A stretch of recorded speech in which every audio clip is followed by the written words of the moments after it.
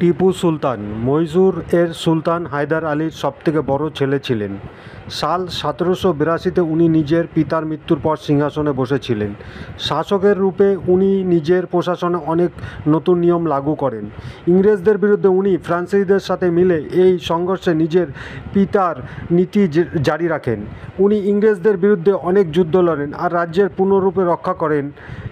আসুন এই ভিডিওর মাধ্যমে টিপু সুলতান ও ওনার জীবন সম্বন্ধে অনেক রোচক তথ্য জানি। টিপু সুলতান মহীশূর সাম্রাজ্যের একজন প্রসিদ্ধ শাসক ছিলেন। উনি ইস্ট ইন্ডিয়া কোম্পানির বিরুদ্ধে যুদ্ধতে নিজের বাহাদুরি ও সাহসের জন্য জানা যায়। উনি ইংরেজদের বিরুদ্ধে প্রখর লড়াইয়ের জন্য ভারতের প্রথম স্বতন্ত্র সেনানী মনে করা হয়। উনি সুলতানের শাসন ব্যবস্থার দ্বারা রাজ্য জিতবারও চেষ্টা করেন। ম্যাঙ্গালোরের সন্ধি, যাতে ইস্ট ইন্ডিয়া কোম্পানির সাথে দ্বিতীয় মহীশূর অ্যাংলো যুদ্ধ সমাপ্ত করার জন্য স্বাক্ষর করেন, ওটা শেষ সুযোগ ছিল যখন একটি ভারতীয় রাজা ইংরেজদের সাথে নিয়ম কানুন ধ্যানে রেখে একটি সন্ধি করেন। ওনার পিতার ফ্রান্সিসদের সঙ্গে রাজনৈতিক ও রাজনীতিক সম্পর্ক ছিল। এইভাবে টিপু সুলতান একজন যুবক ব্যক্তি হিসাবে ফ্রান্সিসি অধিকারীদের থেকে সৈন্য প্রশিক্ষণও পান। শাসক হবার পর ইংরেজদের বিরুদ্ধে উনি ফ্রান্সিসিদের সঙ্গে মিলে নিজের সংঘর্ষ চালিয়ে যান ও পিতার নীতি জারি রাখেন। উনি ইংরেজদের বিরুদ্ধে অনেক যুদ্ধ লড়েন, নিজের রাজ্যকে পুরোভাবে রক্ষা করেন আর চতুর্থ অ্যাংলো মহীশূর যুদ্ধে লড়াই করবার সময় ওনার মৃত্যু হয়। 10 নভেম্বর 1750-এ টিপু সুলতানের জন্ম দেবনহল্লি শহর, বেঙ্গালুরু, কর্ণাটকে হয়।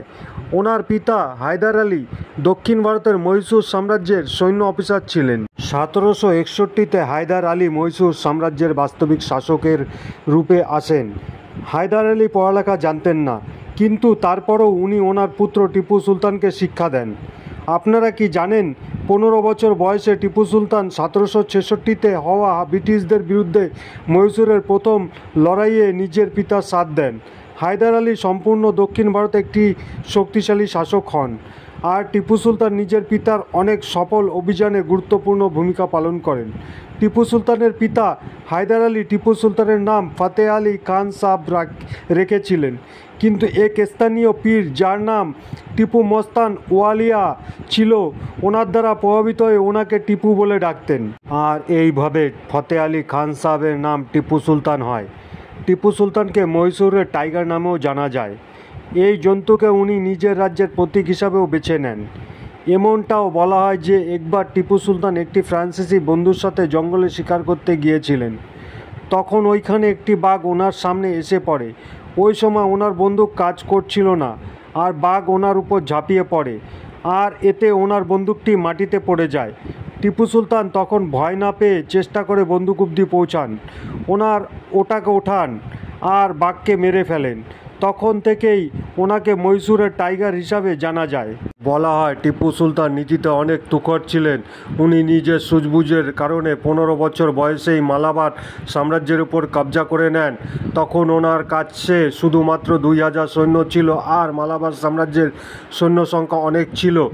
তারপরও উনি সৈন্যদের সামনা করেন, উনি ভয় পাননি আর শেষে জিত ওনারই হয়।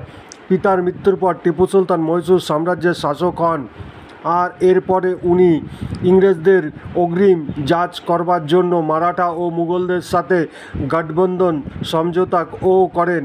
উনি সৈন্য রণনীতির উপর কাজ শুরু করেন। সাল 1784-তে দ্বিতীয় অ্যাংলো মহীশূর যুদ্ধ সমাপ্ত করার জন্য ইংরেজদের সাথে মহীশূর সন্ধিও করেন।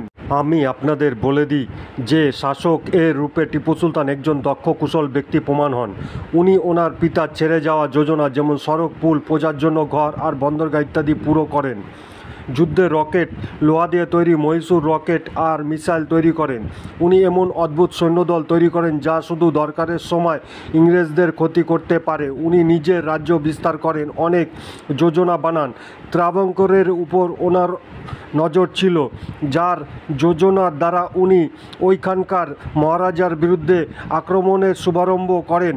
মহারাজা ইস্ট ইন্ডিয়া কোম্পানি থেকে সাহায্য নেন আর সাল 1790-তে টিপু সুলতানের উপর হামলা করেন। এই যুদ্ধ প্রায় 2 বছর চলে 8 সাল 1792-তে শ্রীরঙ্গপট্টমের সন্ধি হয়, যার কারণে মালাবার আর ম্যাঙ্গালোরকে মিলিয়ে টিপু সুলতানকে অনেক প্রদেশকে হারাতে হয়। অনেক প্রদেশকে হারাবার পরও টিপু সুলতান ইংরেজদের বিরুদ্ধে চুপ ছিলেন না। সাল 1799-তে ইস্ট ইন্ডিয়া কোম্পানি মারাঠা আর নিজামের সঙ্গে মিলে মহীশূরের উপর হামলা করে। এটা চতুর্থ অ্যাংলো মহীশূর যুদ্ধ ছিল, যাতে ইংরেজরা মহীশূরের রাজধানী শ্রীরঙ্গপট্টমের উপর কবজা করেন আর টিপু সুলতানের হত্যা করে দেন। টিপু সুলতানের তরোয়ালের ওজন মোটামুটি 7.5 কেজি ছিল। তার তরোয়ালের উপর রত্নজরা বাঘ বানানো ছিল। এমনও বলা হয় যে আজকের সময়ে ওনার তরোয়ালের মূল্য আনুমানিক 21 করোড় রুপি।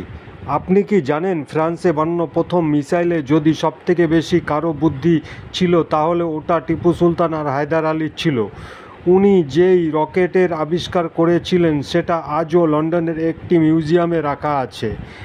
আমি আপনাকে বলে দিই, ইংরেজরা এটা নিজের সাথে করে নিয়ে গিয়েছিল।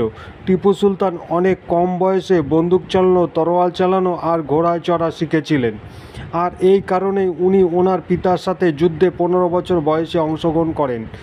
ডক্টর এপিজে আব্দুল কালাম টিপু সুলতানকে দুনিয়ার প্রথম যুদ্ধ রকেট ইনভেন্টর বলেছিলেন।